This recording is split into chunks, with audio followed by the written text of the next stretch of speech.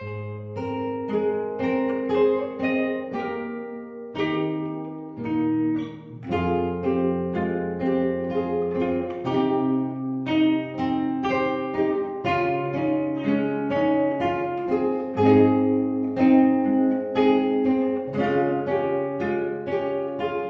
alma. Sí. El alma es algo interno, ¿no? Sí, señora. Cuando morimos se desprende de nuestro cuerpo. Es que el alma no está en nuestro cuerpo. ¿Dónde está? El alma está en un nivel que se llama supramental. Nosotros, como conciencias encarnadas, estamos compuestas por un cuerpo físico etérico. Quiere decir, un cuerpo que tiene partículas físicas concretas y partículas etéricas, lo que se puede llamar, para entender, como un doble etérico. O sea que no es un órgano. El alma no es un órgano. No es como el corazón. No, es un núcleo de conciencia. Ahora vamos a ir. Permítanos explicar un poco esto. esto. ¿Trabaja el cerebro? No.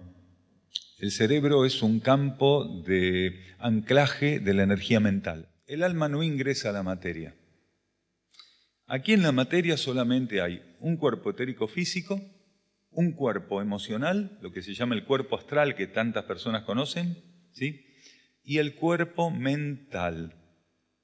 Esos tres cuerpos permanecen en cohesión, unidos, mientras el ser tiene que hacer una experiencia determinada en el mundo de la materia, lo que se llama estar encarnado. El alma no está presente dentro de esos cuerpos, pero sí mantiene un control y un dominio a partir del canal interno de la conciencia. Por eso decíamos, el ego es quien ingresa a la materia como una extensión del alma, y lo es. En términos interiores se llama energía reencarnante al ego.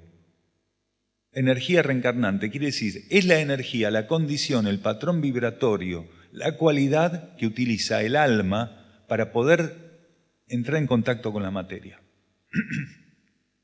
Cuando el ser en esa encarnación hizo todo lo que tenía que hacer, generalmente más o menos mal, no más o menos bien, sino más o menos mal, cuando hizo todo lo que tenía que hacer, se vence un plazo y se tiene que cortar el vínculo entre el alma y los trajes que utilizó el ego como representante del alma. Entonces, la ley evolutiva le permite al alma saber cuándo cortar ese vínculo. El alma corta el vínculo y se produce el desencarne.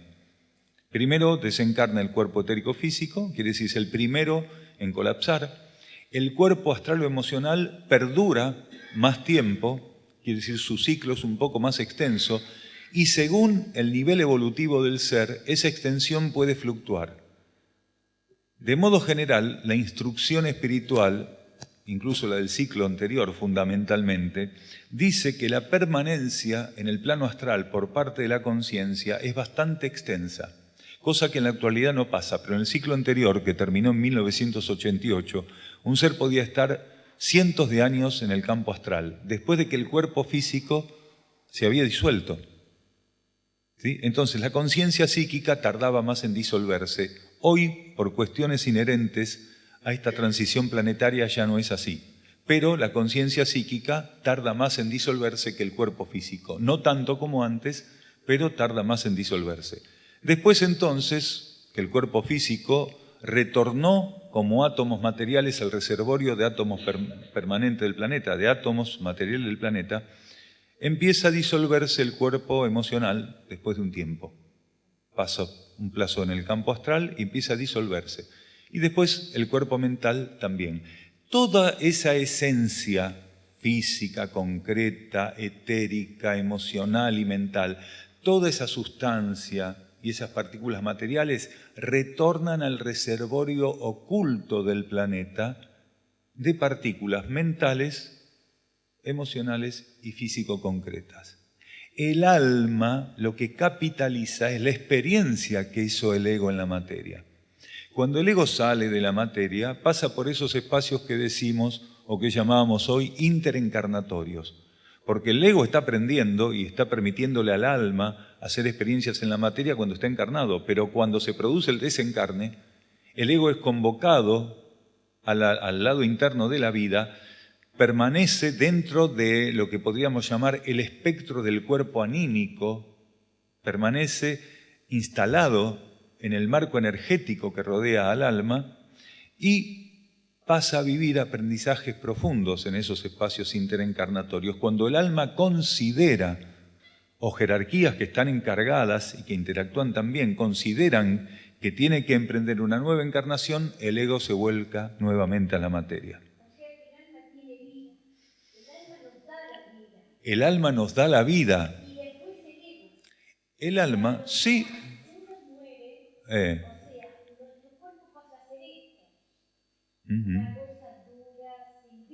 Se disuelve, se disuelve.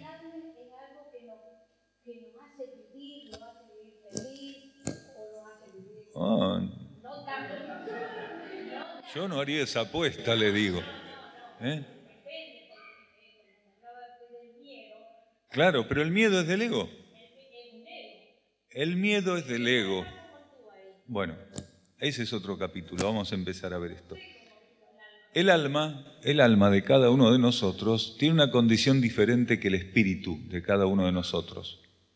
Alma y espíritu, quiere decir alma y mónada, cumplen funciones diferentes, aunque se relacionan esas funciones, son absolutamente complementarias y no podrían separarse una de la otra. Quiere decir, son energías complementarias, energías concurrentes. Entonces, vamos a arrancar del lado de arriba, no de abajo, porque arrancamos del alma. ¿Qué es o cómo surge nuestra conciencia cósmicamente? Cada tanto en el cosmos se producen partos, verdaderos partos. Esos partos son partos logoicos, quiere decir forman parte y son expresión de etapas para nosotros inimaginables de grandes movimientos circulatorios de energías cósmicas. En esos partos cósmicos son paridos tanto galaxias, planetas, sistemas solares y otros elementos de la vida cósmica que nosotros desconocemos, pero también en el marco de esos partos cósmicos son paridas las conciencias. Y la conciencia que es parida, quiere decir esa chispa que es parida en el parto cósmico, esa chispa se llama regente. El regente es nuestra partícula superior de conciencia. Nuestro regente espiritual, ese regente, también se lo llama octava mónada, es la chispa, nuestra partícula divina que es parida por la matriz cósmica universal. Esa matriz cósmica universal es la responsable de organizar los partos cósmicos, quiere decir, es la herramienta de la creación. Cuando esa chispa es parida en tandas que se llaman precisamente tandas de chispas a nivel cósmico. Son tandas de creación, tandas de conciencias. Son miríadas de conciencias, miles de millones de conciencias que son paridas y que a su vez son subdivididas en grandes grupos cósmicos porque cada una de esas partículas divinas van a tener trayectorias evolutivas diferentes. Entonces, por afinidad evolutiva y por el destino trazado desde el origen del parto cósmico, son generados conjuntos y subconjuntos de partículas, de chispas divinas. Esos conjuntos son llevados a lo largo del cosmos, son migrados hacia diferentes, muy diferentes niveles de conciencia. Generalmente se puede decir que el comienzo evolutivo de esos conjuntos de conciencias se da en el reino mineral. Pero el reino mineral, que es un reino cósmico universal, no solo de la Tierra, el reino mineral tiene condiciones muy diferentes en todo el cosmos. Patrones vibratorios, energéticos, dimensionales, son muy diferentes en cada lugar donde el reino mineral se expresa. Entonces, según la trayectoria evolutiva, ¿sí?, según el destino evolutivo trazado desde el origen de ese parto cósmico, estas conciencias son distribuidas en un determinado tipo de universo, en un determinado tipo de patrón energético. Pero esas chispas divinas que van a hacer esa experiencia no pueden sumergirse en el reino mineral. Necesitan un intermediario para hacerlo, porque su condición vibratoria es incompatible con la materia. Si bien tienen que hacer experiencias en la materia, tienen que hacerlas a través de herramientas que le permitan entrar en contacto con la materia.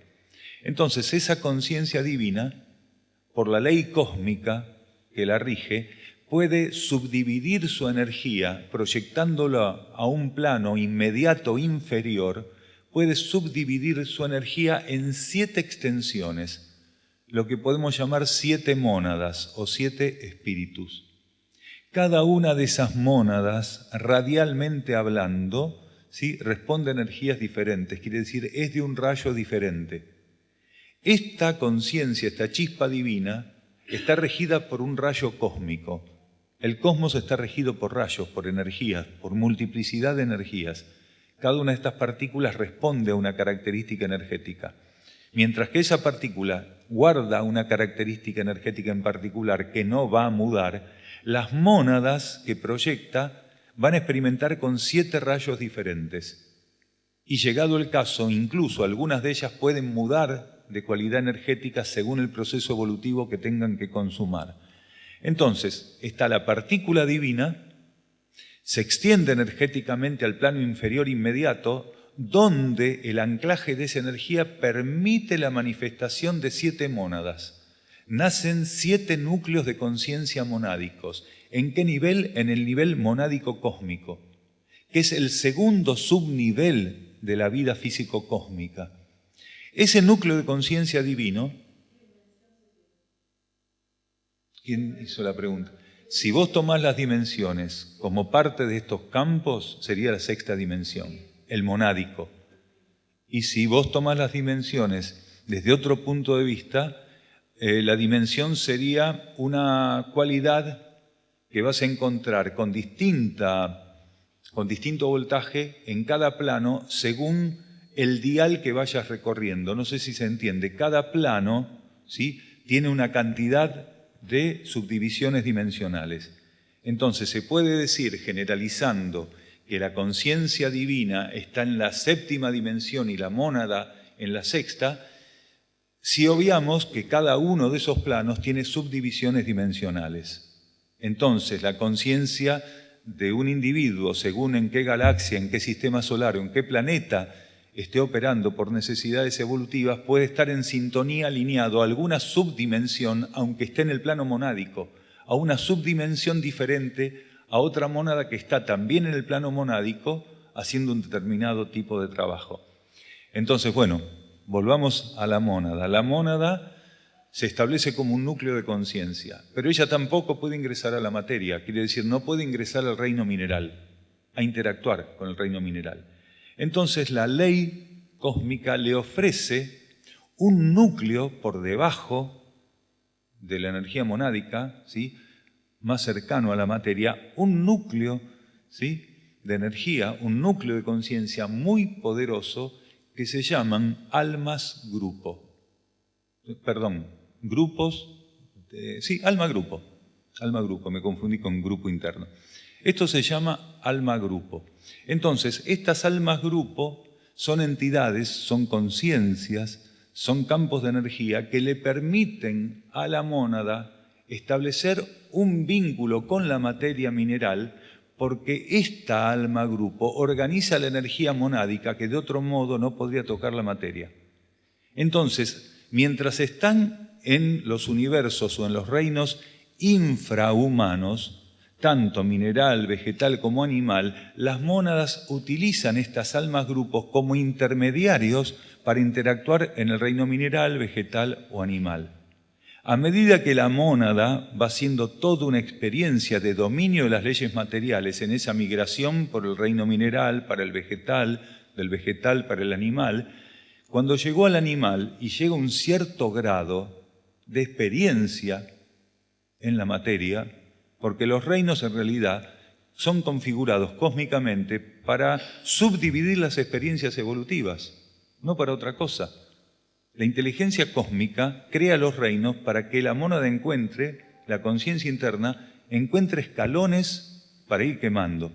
Entonces, cuando está en el reino animal, ¿sí?, y llegó a un cierto grado de experiencia, la ley planetaria le ofrece prepararse a esa mónada para tener un alma individualizada, ya no depender del alma grupo, sino tomar una identidad diferente, un contacto diferente con la materia a través de ¿qué? Del alma individualizada. Por eso el alma no es un núcleo que acompañe la evolución del espíritu desde el inicio de su proceso evolutivo, sino que es otorgado por la ley evolutiva cuando ya la mónada tiene una cierta maduración y es capaz de operar en la materia a través de un alma individualizada. Quiere decir, la mónada tiene que aprender en los reinos infrahumanos a contactar la materia y a trabajar en ella. Como no puede tener un alma individual, entonces estas almas grupo.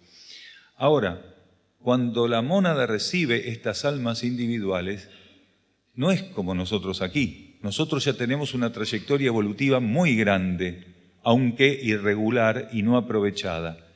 Entonces, la mónada recibe cuerpos humanos propios de culturas cósmicas muy primitivas, tal vez similares a lo que nosotros entendemos que es prácticamente un mono o lo que entendemos de lo que es un hombre salvaje. Aunque aquí en nuestro planeta no existen seres humanos primitivos realmente en relación a esto que decimos.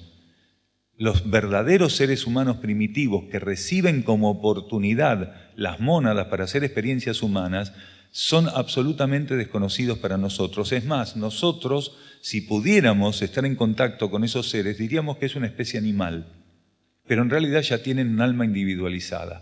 A partir de ese momento empieza toda una trayectoria diferente en el proceso kármico que la mónada venía enfrentando desde el reino mineral hasta el reino animal. Empieza todo un proceso diferente. ¿Por qué? Porque a partir de ahí rompe el patrón estructural evolutivo que regía en el reino animal, rompe como exclusivo el patrón instintivo, que es el órgano que utiliza el animal. El instinto sí es un órgano. Las personas dicen que es el instinto, es un órgano. Un órgano otorgado evolutivamente para que en el reino animal se puedan hacer experiencias de discernimiento, de conducción, ¿sí?, de elección. Entonces, ese órgano del instinto, ¿sí?, ya no está presente, arquetípicamente hablando, en el reino humano cuando la mónada ya está utilizando un alma individual. Pero ¿qué pasa? Como el proceso aún evolutivo es primitivo, la actividad instintiva en la conciencia sigue vigente, aunque el órgano del instinto no esté presente. Quiere decir, el alma aún tiene que hacer experiencias donde la instintividad va a ser parte de la trascendencia de una cantidad de cosas que son los resabios de su paso por los reinos infrahumanos. Porque cada vez que la conciencia pasa de un reino al otro, tiene que aprender a limpiar los resabios del reino anterior.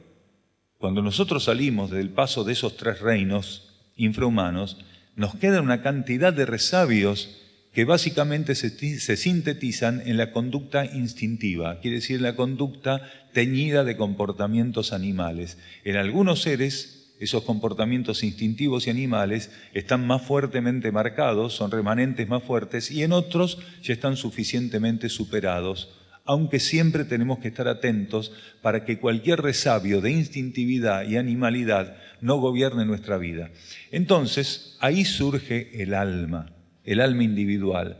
Y en las primeras etapas del alma individual para esa mónada, para esa conciencia en estado primitivo humano, aún el ser no tiene otorgada la capacidad de ensayar con el libre albedrío. Recién cuando hace una experiencia básica, lo suficientemente extensa, ese hombre primitivo, se le permite comenzar a ensayar con el libre albedrío. A partir de ahí comienza una etapa absolutamente diferente para la conciencia. Porque el libre albedrío es la gran prueba. Está otorgado por la ley de karma para que los seres aprendan por propia convicción, por propia experiencia, ¿sí?, por discernimiento, por sostenimiento, aprendan a reconocer el sentido de la vida y el destino hacia el cual tienen que dirigir su conciencia. Quiere decir, si no existiera el libre albedrío, los seres no podrían responder a la propuesta evolutiva. Gracias al libre albedrío, el ser puede equivocarse todas las veces que necesite y a partir de una cierta etapa empezar a poner blanco sobre negro y entender qué cosa realmente le permite evolucionar y qué cosa realmente le permite ser una herramienta de beneficio universal y qué cuestiones, funcionamientos o patrones de conducta lo confirman como una toxina para esa sociedad porque sus metas son simplemente egoístas. Entonces, esta es la etapa del planeta donde nuestra alma está haciendo un trabajo intenso sobre la personalidad y el ego, para que el ego y la personalidad con coraje determinen que tienen que empezar a buscar la finalización del libre albedrío. Hay personas que dicen, por convicciones doctrinarias, que el libre albedrío no se puede soltar porque es algo otorgado por Dios. Pero hay una parte de ese discurso que está bien, pero otra que es, no concluye con la verdad. Todo es otorgado por Dios. Pero la evolución requiere que nosotros encontremos en todo ofrecimiento, divino o no divino, según interpretemos la vida, un carácter transitorio. Ninguno de nosotros puede dejar de lado que toda condición que estemos ostentando, transitando, es meramente transitoria, circunstancial. Y que si un ser cree que tener el libre albedrío es algo que tiene que preservar hasta que llegue a ser una gran conciencia cósmica, va a tener que salir de esa ilusión, va a tener que desilusionarse. ¿Por qué? Porque si no, el sentido del alma, ¿cuál es? Hay un momento donde el alma le propone a la conciencia de la personalidad y el ego aceptar algo tan simple como esto: soltar el libre albedrío y abrazar los estímulos que a través del canal intuitivo el alma le va a ofrecer. Y el alma pasa a ofrecerle a la personalidad y al ego algo mucho más preciso, porque lo que el alma ofrece, por la visión interior que tiene el alma de las necesidades planetarias y por su participación en la asistencia de esas necesidades, lo que el alma ofrece es para el bien común, mientras que el ego siempre lo que busca hacer, aunque aparentemente sea de beneficio universal, es quedarse con su parte del queso. El que parte y reparte tiene la mejor parte, dicen, o algo así. El alma le ofrece al ego olvidarse de sí. El alma le dice al ego, le ofrece al ego el olvido de sí mismo y dejar que ella se encargue de él. Dejar que la personalidad, ¿sí?, y el ego dejen de preocuparse por sí mismos egoístamente y solamente dedicarse a atender lo que el alma les ofrece.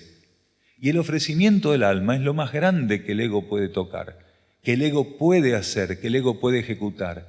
¿Por qué? Porque lo que el alma ofrece no deja de tener nunca luz, esencia, no deja de ser nunca un alimento, no deja de ser el contacto que el alma tiene con la mónada y que la mónada tiene con el principio divino y el principio divino con la esencia de la regencia cósmica universal. Quiere decir, lo que llega del alma llega puro y limpio. Entonces, el proceso de purificación que tenemos que hacer aquí es aprender a entender que por más que nos gusten ciertas cosas, no significa que no estén perjudicando al planeta, a la humanidad y a nosotros mismos. Los padres que eligen egoicamente y compulsivamente cómo educar a sus hijos, en vez de intentar buscar en su propia alma qué es lo que el alma les propone para darle a sus hijos. Eso es terrible en este planeta, es moneda común. Los padres, los colegios, las escuelas, las universidades le enseñan a la gente todo lo contrario que necesitan, mientras que la conciencia interna podría ofrecernos a cada uno de nosotros lo necesario.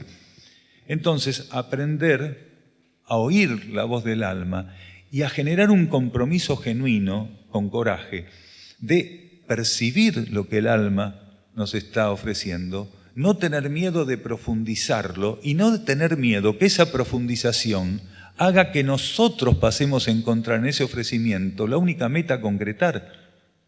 Porque cuando uno profundiza la energía que el alma le ofrece, automáticamente no puede evitar, si esa profundización es genuina, entender eso como una meta para la conciencia. porque el alma lo ofrece como una meta. Solo que el alma nos permite tener nuestros tiempos para poder profundizar, comprender de qué se trata esa meta. Y cuando esa meta la hicimos propia, tenemos que tener el coraje de aplicarla en nuestra vida con sostenimiento. Entonces, traducido, la obediencia espiritual es fundamental. Esto de ser prácticos espirituales, como decíamos hace un rato, deviene exclusivamente de esa capacidad de hacer nuestro el estímulo interno. No dejar que haya una distancia. Esto es un estímulo interno, y ponerlo ahí, en la mesita de luz de adorno. Como hay mucha gente que dice, yo soy muy intuitiva o muy intuitivo. Pero tal vez lo que ejecutan diariamente sea todo lo contrario a lo que esa intuición amorosamente, sabiamente les ofrece hacer. Tiene que haber una congruencia, tiene que haber una coherencia evolutiva. El ser tiene que ser coherente con aquello que dice abrazar y amar. Porque los seres dicen amar lo divino, lo superior, pero en la práctica lo único que hacen es ser incoherente con su declaración. Por eso tenemos que aprender a expresar un amor diferente, no un amor que nos permite todavía ser así, separatistas, segregacionistas. Por eso un ser puede escribir con la mano y borrar con el codo en esta cultura que componemos, precisamente porque el amor que nosotros expresamos es un amor limitado. Por eso tanta gente, por más que diga que ama, en la práctica es un verdugo de la cultura que todos componemos, de una sociedad que podría haber sido diferente, y es su propio verdugo. Verdugo en su casa, verdugo donde esté.